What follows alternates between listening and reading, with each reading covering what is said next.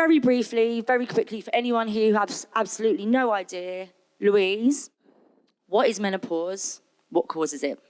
Okay, so menopause is just a word. If you break it down, some people think pause, men, get away. It's not quite that. Meno is menstrual cycle, so our periods. Pause is stop. It's weird because it's actually a retrospective look back in time diagnosis. You have to not have a period for a year, and then you can officially mark that day in your diary. A lot of women actually are perimenopausal, so they're still having symptoms. They're having symptoms, but they're still having periods which are often changing in nature or frequency. And that can go on for 5 years, 10 years before the menopause. And then once that day in the diary has been circled, a year past your last period, then you become postmenopausal.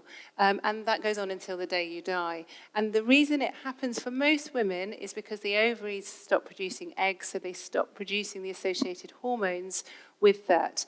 There can be medical menopause, which is induced by drugs, or there can be a surgical menopause when the ovaries are removed, or sometimes even just the womb being removed and ovaries left can bring forward an earlier menopause.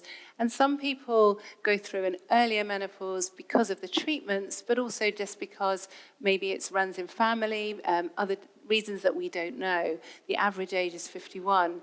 But it's the menopause, when people think about it, they think of symptoms, and we've experienced and talked about some of the symptoms because hormones get all around our bodies. They affect our brains, our joints, our muscles, our heart, everywhere. But the menopause causes symptoms which often change. They often change in nature and severity over years or months.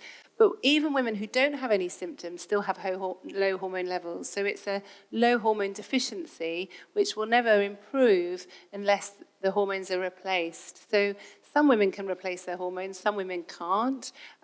So it's looking at ways to try and improve our health as well, because when we have low hormone levels, we get symptoms often, but we also have an increased risk of various diseases such as heart disease, osteoporosis, diabetes, dementia, really doom and gloom. And it's important because we live so long. And certainly if women are younger going through the menopause, it's even more important because they'll hopefully live even longer.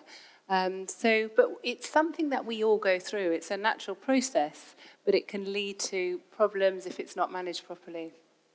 Thank you, Louise. It was a great explanation. I'd be moaning all day about my symptoms if it was me.